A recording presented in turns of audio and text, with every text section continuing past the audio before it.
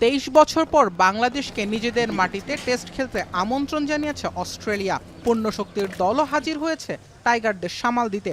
Injury জর্জর Nazmul Hossain শান্তর দলের বিপক্ষে স্বাভাবিকভাবেই এগিয়ে থেকে মাঠে নামবে টিম অস্ট্রেলিয়া।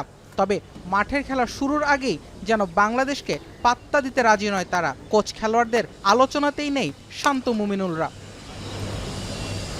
বাংলাদেশের বিপক্ষে এই টেস্ট দিয়েই নিজেদের 2026-27 মৌসুম শুরু করবে অস্ট্রেলিয়া। সামনে তাদের আছে ভারতের বিপক্ষে বর্ডার গাভাস্কার সিরিজ, সঙ্গে 2018 সালে সেন্ট পেপার কেলেঙ্কারির পর প্রথমবার দক্ষিণ আফ্রিকায় যাবে দলটি। আছে চিরপ্রতিদ্বন্দ্বী ইংল্যান্ডের বিপক্ষে মর্যাদার অ্যাশেজ সিরিজ। দলের পেসার জশ হেজেলউড সাম্প্রতিক এক সাক্ষাৎকারে ভারত ইংল্যান্ড সিরিজকেই সবচেয়ে বেশি গুরুত্ব দিয়েছেন। বাংলাদেশের বিপক্ষে সিরিজটি তার কাছে কেবলই নিজের ফিটনেস যাচাইয়ের মঞ্চ। কোচ অ্যান্ড্রু ম্যাকডোনাল্ডের চোখও বাংলাদেশ সিরিজ ছাপিয়ে ভবিষ্যতের দিকে। 2027 টেস্ট চ্যাম্পিয়নশিপের কথা বিবেচনায় রেখে নিজের সেরা একাদশ বাছাইয়ের জন্য বাংলাদেশ সিরিজকে ল্যাবরেটরি বানিয়েছেন তিনি। অজি গণমাধ্যমে বাংলাদেশ সিরিজের আগে তার সব কথাই ঘুরপাক খাচ্ছে ভারত কিংবা ইংল্যান্ড সিরিজ নিয়ে।